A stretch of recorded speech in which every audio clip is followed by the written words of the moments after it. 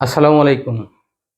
আমরা যখন স্বরবর্ণ এবং ব্যঞ্জনবর্ণটা শেখাই বাচ্চাদের, যদি আমরা ১ম থেকে ওদের ভিতরে আমরা একটা স্বরবর্ণর যে উপরে যে চিহ্নগুলো থাকে বা পাশের যে চিহ্নগুলো থাকে, এগুলো যদি আমরা ওদেরকে শিখাই দিতে পারি, তাহলে ওরা আর কোনোদিন ভুলবে না।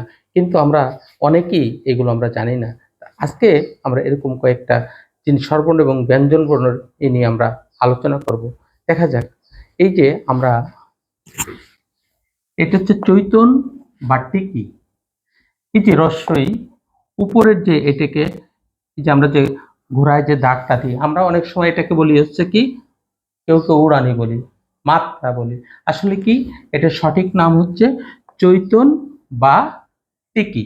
তাহলে এই যে রস্বই, দীর্ঘই, রস্বৌ, দীর্ঘৌ, ওই, ঔ, ট এবং ঠ, এগুলোর উপরে যে উপরের এগুলো থাকে, এগুলোকে চৈতন বা টিকি বলে। তারপরে আমরা আসি এখানে যে আকড়ি, যে ক, ফ, কয়ত, ক্ষীয়, ধ এবং রয় রস্য। এই যে এইগুলোকে, এই যে কয়ের যেটাকে, এই যে সামনে ফয়ের যে ঘোরানো, এটাকে বলা হচ্ছে আকড়ি। এর প্রত্যেকটা, এই যে ধয়ের পাশে যেটা, এটা আকড়ি। এই যে রয় রস্য, অর্থাৎ এটাকে কি বলে, আকড়ি বলে। আর এটা হচ্ছে পাগড়ি, যে উমর, অর্থাৎ এটা মাথায়, অর্থাৎ পাগড়ির মতো যে ঘোরানো থাকে, এই জন্য আসলে এটাকে পাগড়ি বলে। এই যে পাশে যে গোল দেওয়া আছে পাগড়ির মতো।